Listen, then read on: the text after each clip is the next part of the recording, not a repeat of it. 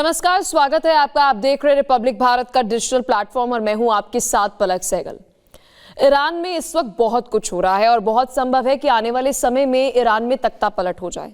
ऐसा हम इसलिए कह रहे हैं क्योंकि इस वक्त ईरान में सिविल वॉर की स्थिति बनी हुई है। कोई दूसरा मुल्क या पड़ोसी मुल्क ईरान पर हमला नहीं कर रहा है, वहां की जो आवाम है वो खुद ही त्रस्त नजर आ रही है। इसके पीछे ईरान के इतिहास को जानना बहुत ज़्यादा ज़रूरी है। आने वाले समय में क्या हो सकता है ईरान में, उसे समझना बहुत ज़्यादा ज़रूरी है। लेकिन सबसे पहले हम आपको लेकर चलेंगे ईरान के इतिहास में, ताकि आप जो मौजूदा स्थिति है ईरान में उसको समझ पाएं। सबसे पहले हम जिक्र करेंगे 1979 का, यानी कि 1979। वो दौर था जब ईरान में एक तरीके की पपेट सरकार कह लें या फिर वेस्टर्न सरकार कह लें, वो चलती थी।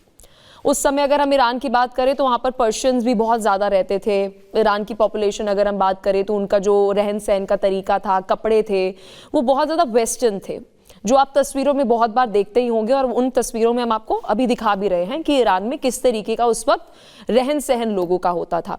मतलब बहुत ही हम कह सकते हैं ओपन माइंडेड और बहुत ही ब्रॉड माइंडेड वहाँ पर लोग उस वक्त रहते थे। इस तरीके की विचारधारा रहती थी, वेस्टर्न विचारधारा। फिर धीरे धीरे क्या हुआ वहाँ पर, जब यूएस की इन्वॉल्वमेंट बहुत ज़्यादा हो गई थी, वेस्टर्न कंट्रीज़ की इन्वॉल्वमेंट बहुत ज़्यादा हो गई थी, तो वहाँ पर एक विद्रोह की लहर जो है वो लोगों में लेकर आई गई कि ईरान को इस्लामिक कंट्री बनाना है। तो 1979 से लेकर 1989 का वो पीरियड था जब ईरान में रेवोल्यूशन, इस्लामिक रेवोल्यूशन की एक जो आग है वो लोगों में डाली गई थी। और उसके पीछे आपको बता दें खमेनेई और खमेनेई का जो पूरा परिवार है और जो उस वक्त के लीडर थे इस्लामिक, उनका बहुत बड़ा महत्वपूर्ण रोल था। इस्लाम को लेकर कई सारे लेक्चर्स देना और बहुत सारे ऐसे भाषण देना, जिसका एक बहुत प्रभाव वहाँ की मासेस पर पड़ा। जिसका असर ये भी था कि वहाँ पर 1989 का अगर हम जिक्र करें तो इस्लामिक रेवोल्यूशन जो है वो वहाँ पर हो चुका था। एक विचारधारा और एक बात जो है लोगों के जहन में ये भी डाली गई कि जी देखिए, हमारी कंट्री को, ईरान को उसके कल्चर से दूर किया जा रहा है और जो अमेरिकन कंट्रीज़ हैं, यूरोपियन कंट्रीज़ हैं, वेस्टर्न कंट्रीज़ हैं, उनका इन्फ्लुएंस बहुत ज़्यादा हो गया है। हमें इसे एक इस्लामिक देश बनाना है, राष्ट्र बनाना है। फिर 1989 में क्या होता है, इस्लामिक वहाँ पर पूरी कंट्री बन जाती है और राष्ट्र बन जाता है। धीरे धीरे अगर आपको बात करें तो खमेनेई का ये कहना था कि हम इसे इस्लामिक राष्ट्र बनाएंगे। और ये इतिहास गवाह है कि जब भी कोई देश इस्लामिक राष्ट्र बनता है, वहाँ पर कट्टरपंथी बहुत ज़्यादा आ जाती है, तो क्या होता है, तानाशाही बहुत ज़्यादा बढ़ जाती है। आप क्या पहनेंगे, आप क्या करेंगे। एक समय तो ऐसा था वहाँ पर, मतलब अभी भी कुछ वैसा ही समय है कि महिलाएं जो इनको खिड़की पर नहीं खड़े होने देना, वो अगर ढक कर बाहर जाएंगी, मतलब बहुत सारे ऐसे पाबंदियां जो हैं वो वहाँ पर औरतों पर लगा दी गई थी। एक शरीयत अगर हम कहें तो वो लॉज पर लागू कर दिया था, इस्लामिक लॉ जो है वो लागू कर दिया गया था। फिर धीरे धीरे क्या होता है, जब ईरान में 1989 के बाद इस्लामिक लॉ आता है, एक रेवोल्यूशन इस्लामिक आ जाता है, तो लोगों को लगा कि शायद उनकी बेहतरी के लिए सब कुछ हो रहा है। और हमने ये भी इतिहास में देखा है कि जब भी इस्लामिक लॉ आता है, कट्टरपंथी आती है, तो सबसे ज़्यादा इसका दंज जो है वो वहाँ की औरतें, महिलाएं जो है वो सहती है। वो लगातार बढ़ता गया। फिर उसके बाद 2018 का जिक्र करना बहुत ज़्यादा ज़रूरी हो जाता है, क्योंकि अब यूएस के साथ क्या हो रहा था, जैसे जैसे कट्टरपंथी बढ़ रही थी, क्योंकि खमेनेई आए इस वजूद से थे कि वो यहाँ पर वेस्टर्न सरकार जो है, इम्पोर्टेड सरकार जो है वो नहीं चाहते हैं। फिर इराक में भी बहुत कुछ हुआ था, उसका भी एक बहुत असर जो है वो ईरान पर पड़ते हुए नजर आया था। आपको सद्दाम हुसैन की पूरी अगर हम बात करें वो बात याद होगी कि इस तरीके से तख्ता पलट जो है वो इराक में किया गया था। पड़ोसी मुल्क ही है ईरान का, उसका भी एक बहुत इन्फ्लुएंस जो है वो ईरान पर पड़ते हुए नजर आया था। और ज़्यादा लोग जो है वो इतने ज़्यादा कॉन्फिडेंट हो गए थे कि उन्हें इस्लामिक राष्ट्र ही चाहिए। फिर खमेनेई और ज़्यादा तानाशाह होते गए, वहाँ की अगर हुक्मरानों की बात करें और ज़्यादा वहाँ पर कट्टरपंथी आती गई।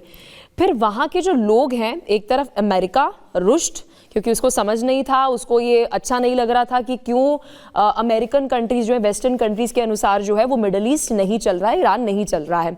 फिर वहाँ पर धीरे धीरे कट्टरपंथी बढ़ी और साथ साथ यूएसए के साथ दुश्मनी जो है वो बढ़ती गई। फिर एक समय आता है जब 2018, 2009 का जिक्र करें, 2008 का जिक्र करें, जो अमेरिका के सैंक्शंस थे वो ईरान पर बढ़ते चले गए। फिर 2025 की अगर हाल ही में बात करें, जब अमेरिका की तरफ से हमला किया गया था, अमेरिका और इजराइल की तरफ से हमला जो ईरान पर किया गया था और सैंक्शंस लगा दिए गए, तो अगर ईरान की इकोनॉमी को अगर हम समझें तो ईरान वो देश है जिसकी इकोनॉमी डायरेक्टली, इनडायरेक्टली और हर पर्सपेक्टिव से ऑयल रिजर्व्स पर, ऑयल एक्सपोर्ट्स पर, कच्चे तेल के निर्यात पर टिका हुआ है। अब वहां पर लगा दिए सैंक्शंस, अब सैंक्शंस लगा दिए तो सीधा असर कैसे पड़ेगा आपकी इकोनॉमी पर।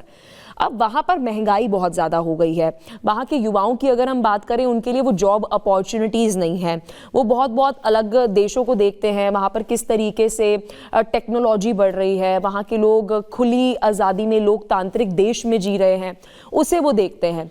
और महिलाओं की तो बात करें, उनका तो उत्पीड़न लगातार देखने को मिला ही। तो वहां पर अब एक विद्रोह की लहर जो है वो लोगों में देखने को मिल रही है, बढ़ती महंगाई को लेकर, और वहां पर कट्टरपंथी जो बहुत ज्यादा बढ़ गई है। अगर हम 1979 में एक बार ही चले जाएं, उस समय जो इस्लामिक राष्ट्र से पहले, यानी कि इस्लामिक रेवोल्यूशन से पहले जो झंडे वहां पर थे, वो एक बार फिर से सड़कों पर जो है वो देखने को मिले हैं। अब ये एक तरीके से इंडिकेशन है, एक तरीके से एक संकेत दे रहा है कि क्या आने वाले समय में जो ईरान है वहां पर तख्ता पलट हो सकता है, क्योंकि 1979 के जो वो झंडे हैं वहां पर फहराए जा रहे हैं।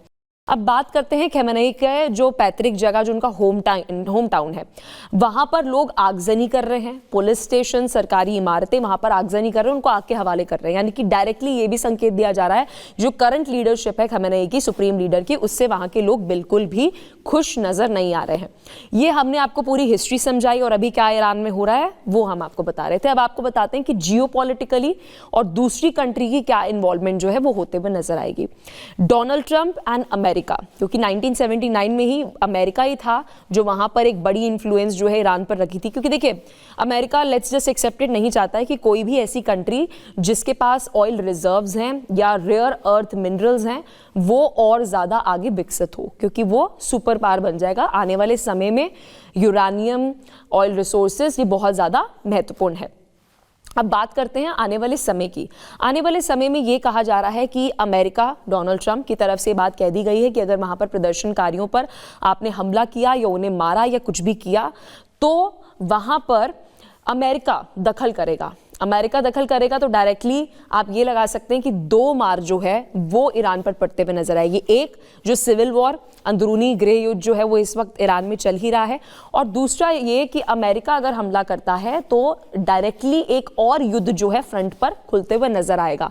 और बहुत संभव ये होगा, क्योंकि बीच बीच में ये भी रिपोर्ट सामने आ रही है कि शायद खमेनेई जो है वो देश छोड़कर रशिया जा सकते हैं। अब ये कितना पुख्ता है और ये कितना सच में है ये तो आने वाला समय ही बताएगा, लेकिन अगर ऐसा होता है तो आने वाले समय में एक बार फिर से 1979 से पहले का जो समय है वो रिपीट होते हुए ईरान में नजर आएगा, जहां पर वेस्टर्न कल्चर, वेस्टर्न अडॉप्टेशन, वहां पर लोगों का ब्रॉड माइंडनेसनेस, यानी कि नैरो माइंड लोग नहीं है, ऑर्थोडॉक्स थिंकिंग नहीं है, और वेस्टर्न इन्फ्लुएंस बहुत ज्यादा कल्चर पर आ गया है। तो वैसा कुछ होते हुए नजर आएगा और सरकार जो है वो कहीं ना कहीं रिमोट कंट्रोल और पपेट वाली सरकार जो है वो शायद चलते हुए नजर आएगी कि अगर अमेरिका कहे हाँ तो हाँ, हाँ और ना कहे तो ना, वैसी वाली स्थिति जो है वो आने वाले समय में शायद ईरान में हो सकती है अगर तख्ता पलट होते हुए नजर आएगा। क्योंकि ट्रंप का अभी जो हाल ही में बयान सामने आया है, जिस नेता की वजह से, जिस लीडर की वजह से एक बयान दिया गया और उसके बाद कहा जा रहा है कि ये प्रदर्शन 12वें दिन और भी ज्यादा उकसाने वाला हो गया है, उसके पीछे कारण जो है वो वही लीडर माना जा रहा है। और ट्रंप का एक बयान सामने आया है कि हम उनसे मिलते, लेकिन मिलने की इच्छा भी है, लेकिन क्योंकि मैं एक प्रेसिडेंट हूँ एक राष्ट्र का तो मैं उनसे नहीं मिल सकता हूँ। आपको क्या लगता है कि आने वाले समय में ईरान में क्या तख्ता पलट होते हुए नजर आएगा? क्या 1979 1979 है वैसी स्थिति एक बार फिर से ईरान में बनते हुए नजर आएगी? क्योंकि अगर ईरान के इतिहास की बात करें, पर्शियन उस कंट्री को माना जाता था और आज उसका पूरा डेमोग्राफिक जो है वो एकदम चेंज्ड है। आपका ओपिनियन क्या है नीचे कमेंट सेक्शन में आप जरूर बताइएगा। और अगर आपको ये वीडियो अच्छी लगी हो तो चैनल को सब्सक्राइब करना ना भूलिएगा। देखते रहिए रिपब्लिक भारत का डिजिटल प्लेटफॉर्म।